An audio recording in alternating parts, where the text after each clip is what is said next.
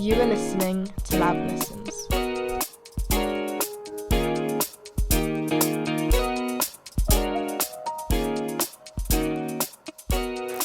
Hey guys, this is the Lab Listens editing, and we just wanted to add in a disclaimer for this episode that there are some quite sensitive topics being talked about, like there are mentions of sexual harassment, traumatic events, body dysmorphia, and generally just things that some people might find quite upsetting.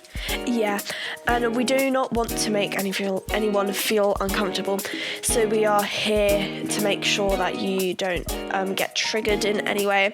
Like, it's a disclaimer. So if this triggers you in any way, this might not be the episode for you to watch. But yeah, be aware and take care of that episode. But yeah. Thank you.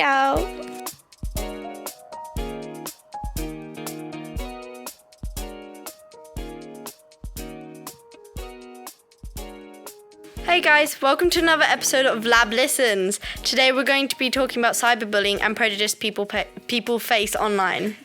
And today we've got a special guest, Miss Kalnins, and I think we should just say a big thanks to her because she basically supervises us and organises this whole podcast, so we're very grateful for her. But yeah, she's going to be talking on the podcast today a bit. Thanks, guys. She wanted to do that. My name is Miss Kalnins. I've been teaching for a very long time. I think I was telling you guys yesterday. Yeah. I started teaching when I was 14, so I was your age. Almost. Almost your age. I'm trying to think of anything else that's important to know. Obviously, I'm a music teacher, and I've recently been teaching a lot of art, which has been really fun. I don't know. Trying to think of one specific thing that you guys should know about me. Oh, okay. And I grew up in a recording studio. Yeah, you told us about that yesterday. Yeah, amazing. That's awesome. Cool, thank you. I'm Natalia. You may know me because I'm in the podcast. If you don't know her, do you even listen to this podcast? Dun dun dun. Dun, dun, dun. I think me and Nat are in every episode. But I'm Polish. Happily Polish. Wow. I don't know what else to say. You're gonna say what if you introduce yourself? Because you just introduced the episode, but you didn't introduce yourself. What if people don't know who you are? Who is she? Yeah, who are you? Who am I? Let me think. So I'm Eliza, if you don't know, from Season 1. I've been here from the very beginning, missed I believe 1 or 2 episodes due to something called musical theatre. It's giving mouse. Yeah. I'm nodding at Sophie because Yeah. as editor, she's going to have a lot of work to do. Sorry, Sophie. Yeah. Should we go to Juliette? Did you introduce yourself? No. My name. Why don't you tell us about yourself and then we'll go to Inka. Introduce My yourself name again. is Juliette, if you didn't know that. And I literally have nothing interesting to say about myself. She has a cat. I have a cat. I said that in season 1. Why did she not say that? Just a quick question. Eliza. Yeah, I said I have a cat in season 1, so I can't say it again. What about Juliette? If you tell us maybe something about, do you speak any other languages? No, but I want to learn French. So, yeah. Fair enough. Duolingo, guys. Yeah, Duolingo will hunt you down, us. apparently. And over to Inka. A little bit. Don't mind me. So I'm Inka, in case you hadn't noticed. No spoilers. I'm also Polish. Bigger I gasp. am very boring. Larger gasp. How dare you? How dare you? No. Can we just point out for anybody that doesn't know that that's actually a soundbite that you guys have recorded? This Dare you? This has been pre-recorded. This. Oopsie. And this. Funsies! That's all been If you pre-recorded. hear any of those, just know they're How pre-recorded. dare you? That's really loud. We'll save those for some shocking statistics later. Dun, dun, dun. Imagine saying to statistics, how dare you? Imagine just going I think with some of these statistics, you absolutely will. Oh, okay, I get it now. Yeah. He was going to say something about me, but now I can't remember. Oh, well. Oh, yeah, I'm the biggest Swiftie in the entire world. So if you have Eras Tour tickets, please give them to me. I would appreciate it. And that was Inka. Thank you. Yeah, just send the link down if the Steal comments are your open. If Eras not, tickets. Well, Thank if you you very are much. listening to the podcast and you're not part of the Lee Academy Trust, then you can actually contact us with one of the links online. Dun, dun, So dun. it actually says info@leeacademyblackheath.org.uk. Forward it to So, yeah, if you're not a Lee Academy, I don't know, child Person. person listening right now and you're interested, then yeah, you can click on that and you can email the school. I have some questions because I'm amazing and organised and perfect. So, first question. What's your preferred social media? So I'm going to go to Nat first because why not? Okay, thank you, Inka.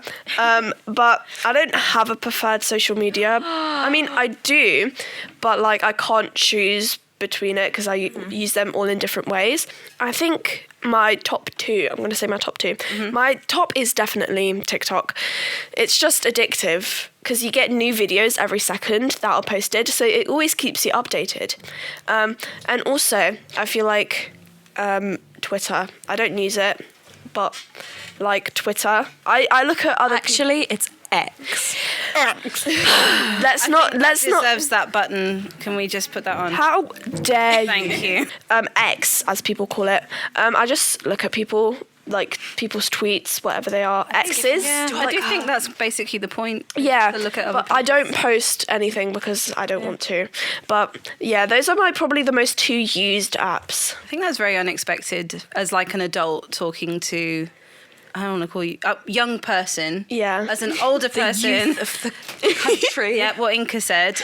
That did surprise me because Which I part don't surprised know. you? Being on Twitter. Oh. Yeah. I wonder what Eliza's ones are.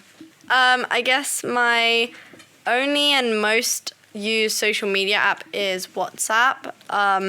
I literally don't have anything else. You don't have Pinterest. No. I think we can guess what Inka's one is. That is a cry.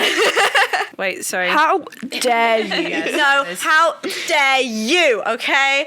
Anyways, yeah, the only social media app I do use is WhatsApp.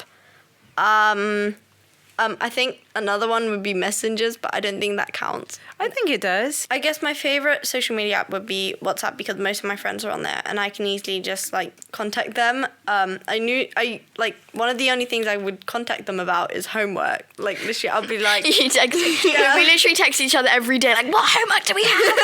and then we start like having a mental breakdown about homework. It's not on rom-com.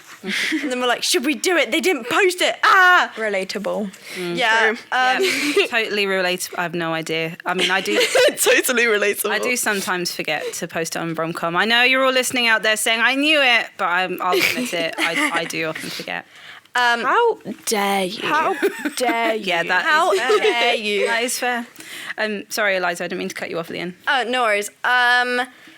So TikTok is actually banned in my household as well. So nobody in our household is allowed to use TikTok, have TikTok, anything to do with TikTok. But yeah, I think that's about it. Cool. I would say probably for me because I am the older generation in the room. Let's not go down that. Let's not go down that porthole. No, let's that's not. the We could bloopers talk about that episode, later. which Yeah, That's another episode. Stay tuned for another episode. Or have already posted it by the time we post this. Yeah. Yeah, probably. But yeah, I would say my most used app for social media is either Instagram or WhatsApp. I forgot to mention that yesterday. But I do think that that's potentially like a generational thing. Like fewer people your age use Instagram and more people my age. But to be honest, I use it more at the moment to like communicate with friends. So it's kind of like an extension to WhatsApp where all we do is send each other reels. I'm not really like active in posting anything unless I'm resharing like information that I think is important. But yeah, definitely Instagram and WhatsApp because I'm old. Dun dun dun. You're doing my whispering thing. I'm old. Should we go to me. Should we go to Miss Juliette with the Juliette clap? Sorry. Hello. Okay, so my most... basically every time I say something, I always like clap my hands like that. And I didn't even notice I did it. But anyways, my most used app is definitely TikTok, but I wouldn't say it's my favorite. Same, bestie. Yeah, I have like a love-hate relationship with TikTok because while it's it's really addictive and I use it loads, but I wouldn't say that I like the fact that I use it loads because I just waste all my time and it, you know, when you spend hours on TikTok and you come off it and you're like, oh, I wish I had them. So my favorite one would be WhatsApp because I can communicate with people and like text my family and my friends. And Just chatting. I just clapped again. I think we do need to name it the Juliette clap. Yeah. It is the Juliette It clap. is, but it's, I it's just so can't help it. Like every time I speak, I just go. it's so authentic. I like it. It's very you. And how about you, Inka? Yeah. I think we've... Oh, yeah. I think we've Go on. WhatsApp. Excuse me. Not like Diego was cutting me off, so I'm already used to being cut off. Dare you?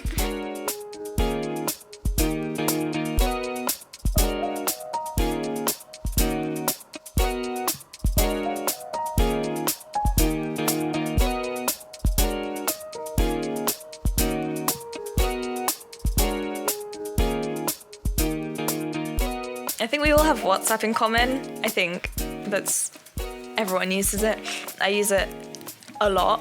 Every single day I get many notifications from WhatsApp. But it's just for like communication and talking to friends.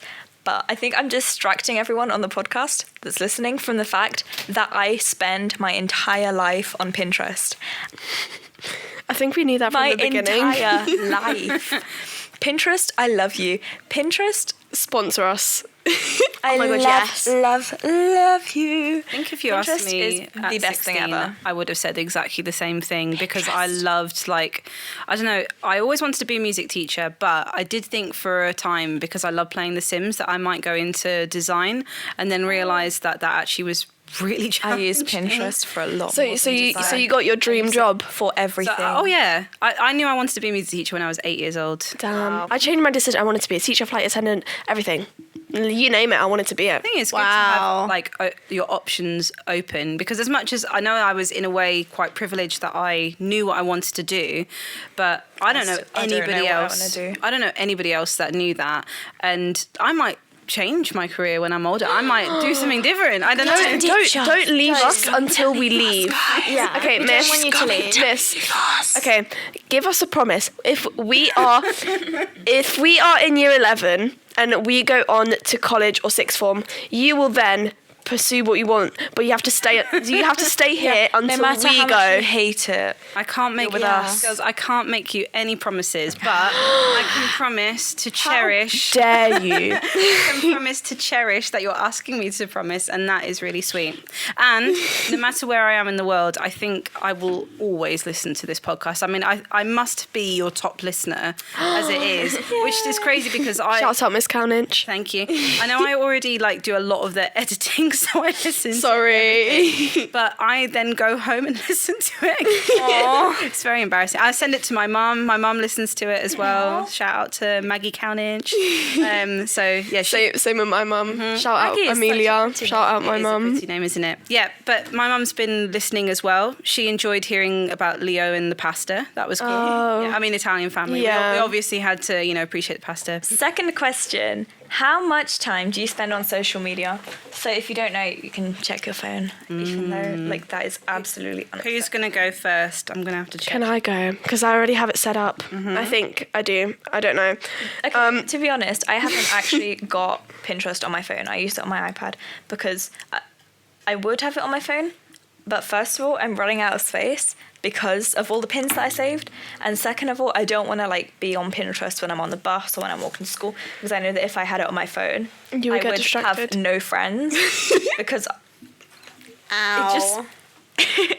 If I had, be happy that I'm your friend. If I had Pinterest, I would be scrolling all the time. you have I know we're Pinterest. not allowed our phones in school, but for Pinterest, if I had it on my phone, I could not control myself. So we're not doing that. I think in general, my total screen time this week is 7 hours. In the daytime, it was 6 hours. In the night, it was 1 hour, because that's how maths works. But I think my general screen time is at least like 3 to 4 hours. Once, if it's the summer holidays, you will not see me go outside in the summer holidays. My screen time was once 12 hours non-stop in the daytime. Wow. And then probably like another 6 hours in the night. That's going definitely an outside in the oopsie button right there for that. Yeah. Because that, like I said in the beginning, when I said about my favourite social media, not my favourite, the best social media app,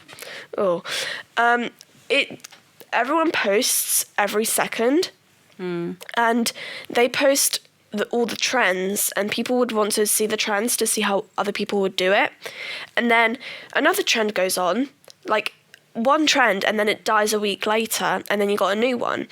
And then that carries on all the time. And since everyone is posting every second, you get new videos every single second, and it just like it's not like addiction, but it is addiction. Do you find that sometimes as well? I don't know, maybe this is just me, but it'd be interesting to see what you guys think before Eliza goes. I'm really sorry I interrupted. But I find sometimes those trends can almost be offensive because they're often quite culture-based. Yeah. I remember recently, do you guys know about the tomato girl? Yeah, like strawberry girl. The tomato girl one is basically Mediterranean. And so basically I was like, okay, it's nice that I'm a trend, like because I'm a Mediterranean woman, you know, like I've got brown hair, brown eyes, and I tan quite easily, although I did burn last weekend. Shout out to that great, like May, finally we had some sun. But that aesthetic has come and gone. And when I was, seeing that come up online, my first thought was, yay. And then actually I thought, well, is that all my culture is a trend to be gone, a micro trend, literally, because it was gone within a week. And then I thought about all the other people who have like had their culture appropriated or like copied in a trend that lasts a week. And what does that make you feel like? Do you feel seen? Do you feel like, I don't know. For me, I at first I was happy about it, and then all I felt was just anger. Yeah. So that my screen time this week is 7 hours only, but I might like update per day it or altogether. Altogether per day. Wow. It is 3 hours, 3 hours to 2 hours. What about you, Liz? So I'm managing my screen time. I don't really know mine because I don't really use my phone that much. So my actual screen time is not actually recorded. Yeah. But I would say roughly about... you use a different device instead? Yeah, I'd say roughly about 7 hours. Wow. Roughly. A day? A day? Or this week? No, I think on the weekend it's usually like 7 hours. But like normally I think on a school week, I think it's about 4 to 5 roughly. A day? Yeah. Okay. I think with me, it really depends on the day. Yeah. Because often I use my phone for work and my home laptop's not working at the moment. So my time has gone up to like 5-6 hours a day, but I do a lot of my work. Like, this is so sad. My most used social media app, and please don't like call me a nerd for this because I know, is Google Classroom. Same. Mine is Google as well because I do all my homework on my phone on Google. Yeah. But on the weekend, my screen time is actually about an hour. And I wonder if that's because I'm around like my friends and my partner, and so we actually spend time together. That's good. So my screen time, for some reason, I can only see like this week. Today I've only spent 27 minutes. Most of it is on WhatsApp. Oh. There's just like 1 minute on all the other apps. But yesterday I spent like just under 3 hours on 2 hours and 38 minutes on TikTok, which is quite embarrassing. That's my time. But no, it's like because I get home from school and I'm really tired and I just like lie on my bed and watch TikTok just to like kind of ease up a bit. just to like relax. So I think that's quite like that's not the amount of time I would want to be spending per day. Like I would say maybe like an hour or something would be something that I would feel more happy with. So I need to like restrict myself a bit. And just a really quick question, and I wonder if this is for all of us, because I know for me the answer is no. Do you genuinely feel relaxed after you've used social media? No, never. I usually get a headache afterwards. I get migraines. I try not to spend like more than half an hour at a time. I mean, Yeah. What's like, your if your I want times? to, well, today is 42 minutes, but it was weird when I got onto my phone. It was 39. It's just gone up 3 minutes because I've been sitting on settings waiting for 3 minutes. Yeah, sorry, we did take a long time with Yeah, my average per day is 1 hour and 6 minutes. But then, voice crack. But then, because Pinterest, I love you, Pinterest. On my iPad, it's probably like more like 2 hours a day.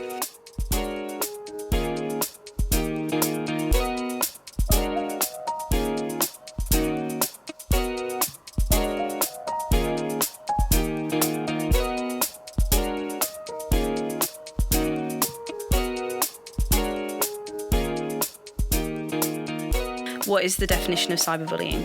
So this is what I would say that it was, not like from the dictionary or Yeah, like anything. our own interpretation. Yeah, so bullying, I would say, is like purposefully intending to hurt someone multiple times, or like just kind of like harassing them or being rude. And then cyberbullying is like doing that online through social media, like WhatsApp or TikTok, like posting mean videos about them, or like texting them rude or threatening texts. Yeah, I think Ju's basically covered everything there is to say about it. Because that's basically what it is. I think that it's, you're doing something to upset someone on purpose, and you know that it's on purpose because they've told you to stop multiple times, and you're repeatedly doing the same thing or a similar thing. Yeah, Like, even if they've not told consistently, you. no to matter. stop.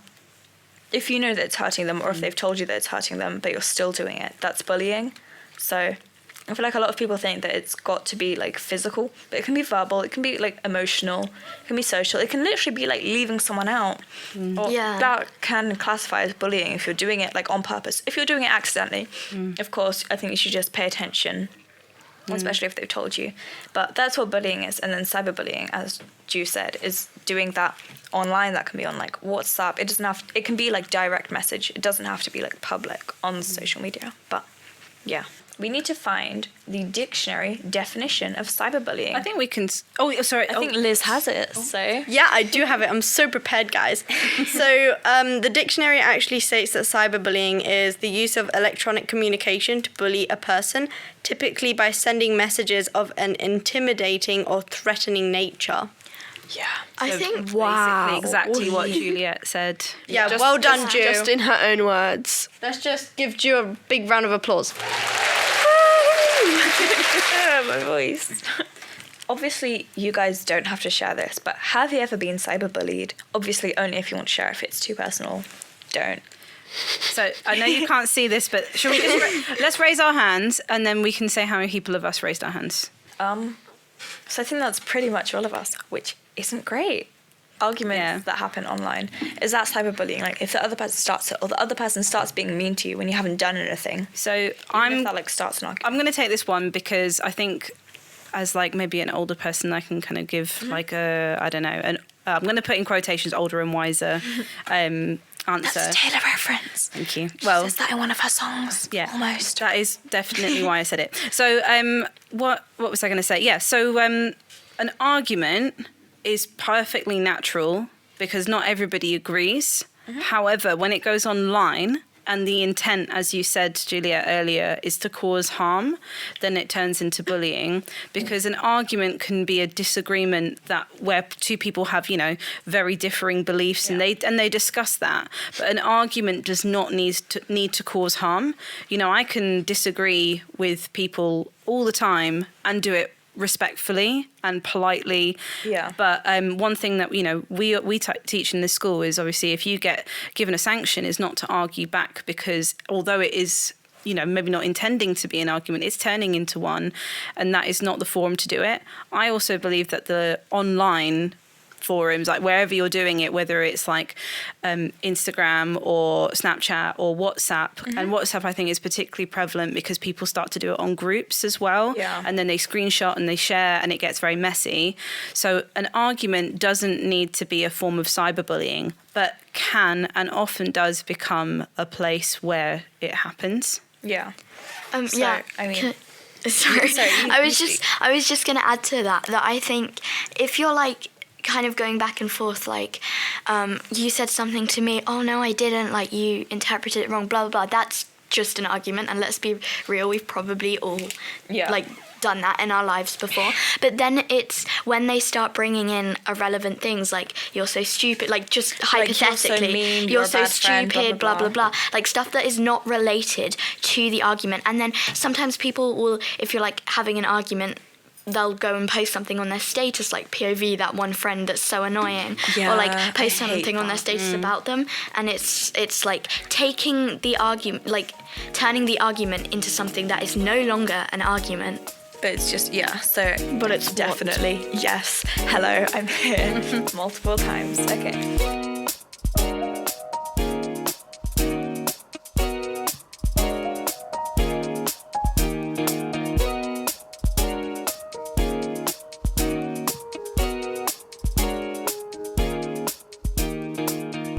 So, next, we have statistics as a point.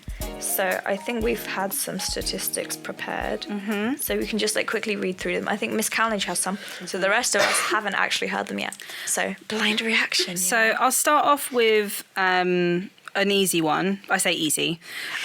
So the statistic of people who have... and this is not to say that this is the amount of people who have been cyberbullied, but who have reported cyberbullying is 35%. Wow. So basically... Of the world's population? Of the people who are using social media, 35% of them, according to certain surveys, have been cyberbullied. Wow. Which I thought was interesting that it specifically said only those who reported it, which suggests that more people are. Any arguments, anything that happens, I don't report it. I report it to my parents. No, I tell my parents, but I don't report it. I just tell them. Formally report it so that like the government or the creator of the app or whatever it is, I don't know where it goes when it's reported. So wherever it goes, I've never reported to. So it's pretty shocking, right? Yeah, so you're 30% guaranteed, more than 30% likely if you go online. Even if you just log on for the first time as a child. Really scary. There's a 30% chance that you are going to be cyberbullied. Yeah, so stay safe, you know? Yeah, this is why we're here. And then if I move on to another one, I'm trying to think of one that might shock you. I thought this was really... For the how dare you. Yeah, for the how dare you. Oh no, this is more just of a sad one.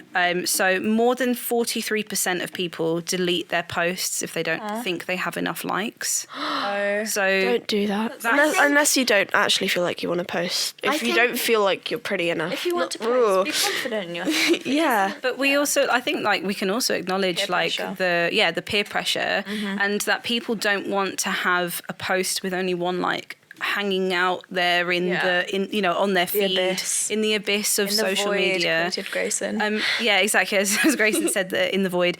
But that's really sad that that proves to me that people are doing it for validation, which TikTok and all these places are teaching us is we get it from social media and from others online.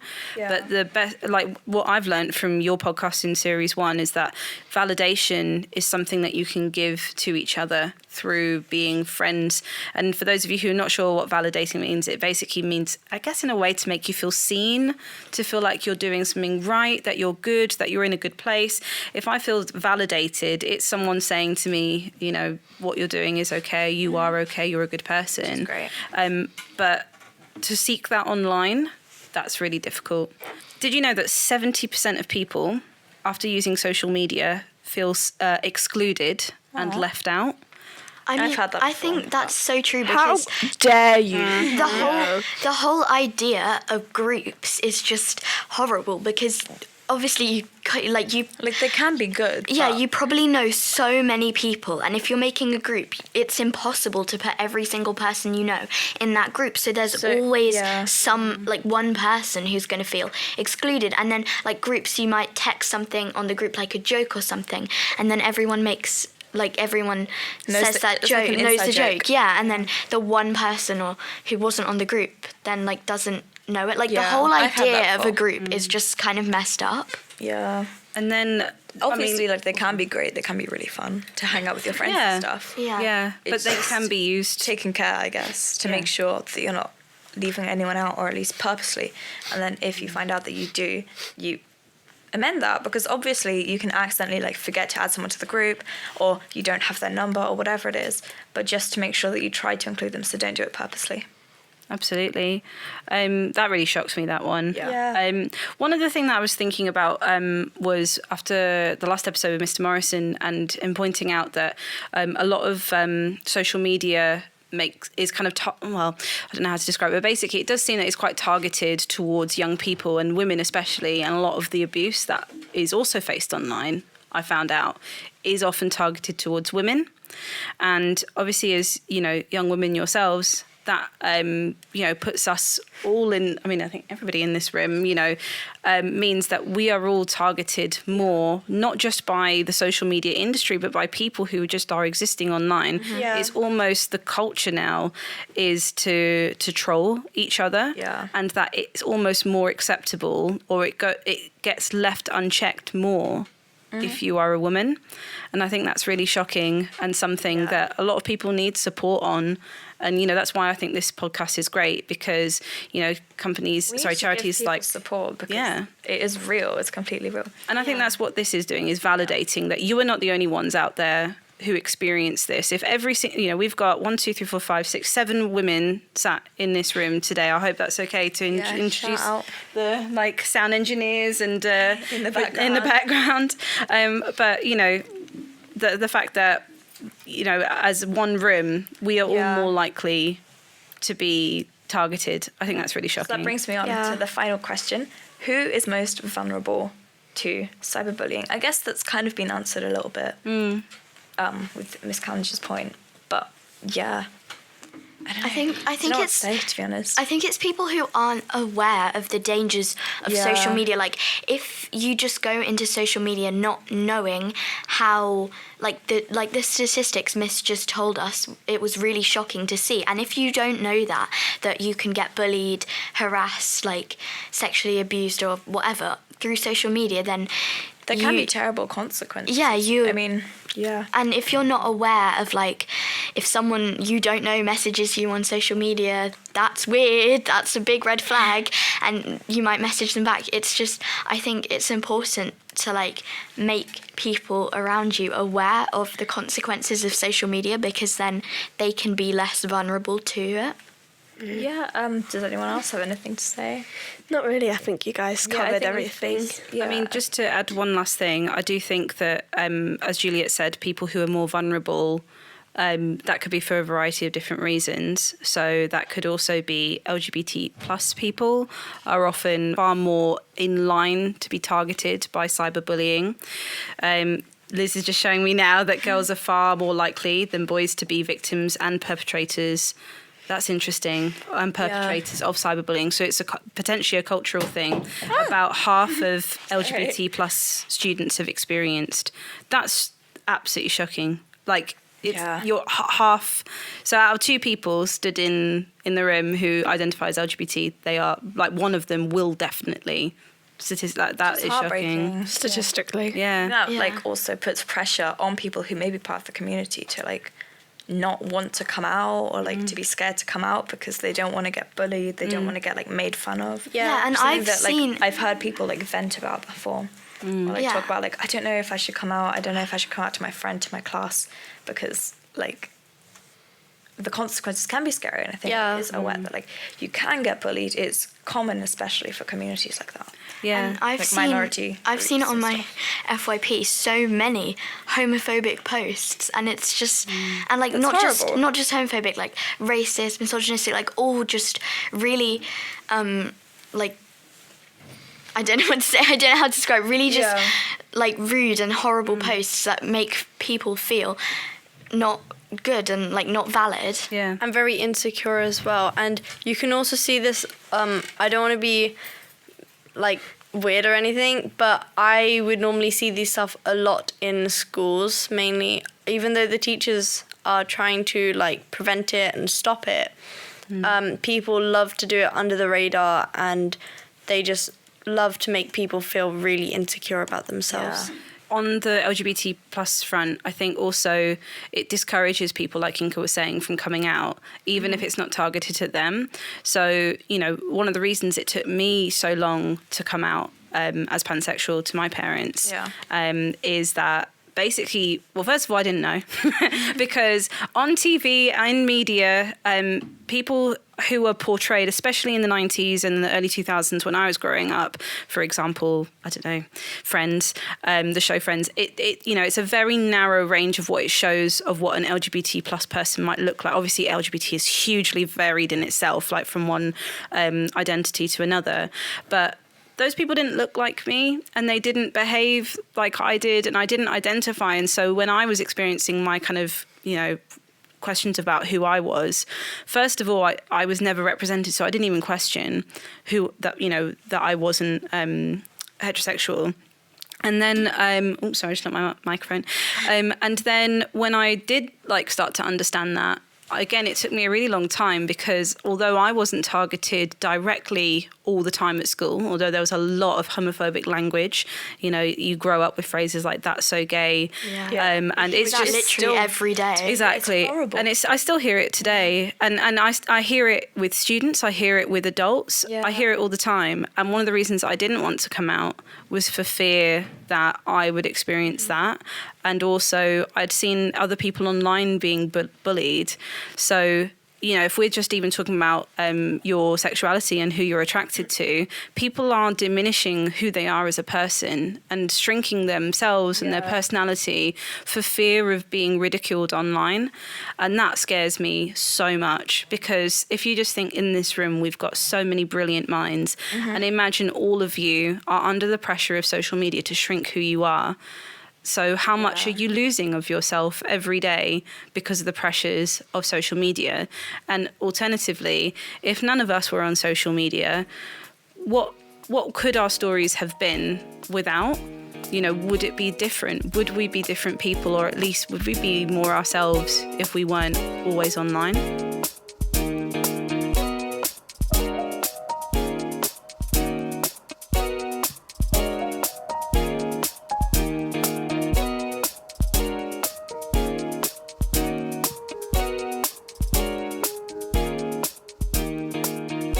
I think that's a good place to wrap up. I think we've covered all the main points. Yeah. I think we've definitely had a lot of truth come out of this episode. So I think a good point to finish on is a bit of advice. So if you are struggling with cyberbullying or bullying, to be fair, then tell somebody, contact somebody, or if it is cyberbullying, then report them, block them. It's not okay to be treated like that, and you should definitely find some support. That can be at school, parents, any trusted adult. I know that it's kind of always said, repeated all the time, but it's really important that you do that. It's it's really helpful. A few weeks ago, I'm not obviously going to say names or anything, but I had an argument with some people, and so did some of my friends, and we were pretty upset about it. We went and talked to the teacher, and it's all been resolved, and we're all fine now. But last time I had that kind of argument, I didn't tell anyone, obviously except my friends. I didn't tell the teacher or anything, and I felt terrible about it for months. I was kind of stressed. I was really upset about it. It didn't get resolved for ages until very recently we resolved it. So I think that's really important to talk to somebody and to look for support. It's not embarrassing. It's not a bad thing to look for support. And don't worry about obviously quote unquote being a snitch or saying that, or telling on people or getting them in trouble, because if you know that what they're doing is wrong, it's wrong, and you shouldn't have to feel bad for telling someone about it. And I want to just quickly say, like Inka said, being a snitch, there's so much, I feel like people have created this huge snitch pressure. If you say something, you're a snitch. You hear that phrase every day, you're such a snake, you're such a snitch, and it stops people from speaking out and saying what's happening to them when maybe they actually should be telling people about it. Obviously there are some cases where you can just turn a blind eye. If someone's doing something and it's not hurting anyone, there are certain scenarios, but Yeah. I think Yeah. if I'd give any advice as an older person who's been through that as well, and as a teacher, well, as a teacher, I would definitely advise just try and minimise how much time you communicate with people just online in general. Talk to people. It's nice to see people's faces. Just, speak to one another in real life. I know the graphics aren't as good, but, just speak to each other. It's the best way to communicate because there's so many other things that you miss, like body language and tone and all those things. So, anyway, basically I would say stay away from social media as much as possible to communicate. Just use it for bare minimum.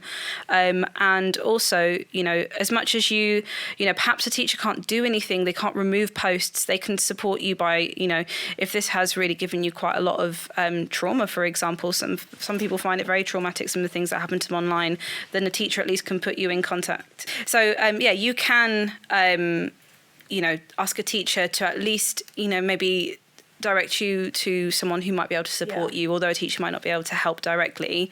But it's good to let somebody know. And then as like a person, I would just say block, restrict, don't just disengage. Yeah. The more you engage, the more someone's going to come back to you. So that would be my advice. Definitely. Okay. So thank you very much for listening to this episode. I hope you enjoy it and I hope you take some advice from it. If you are suffering with it or you know someone that is suffering from cyberbullying or bullying, because it's very important.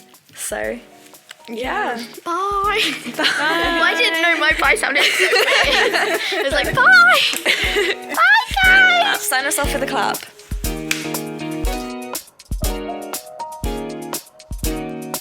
Thank you for listening to this week's episode of Lab Listens. Don't forget to like and subscribe. Bye!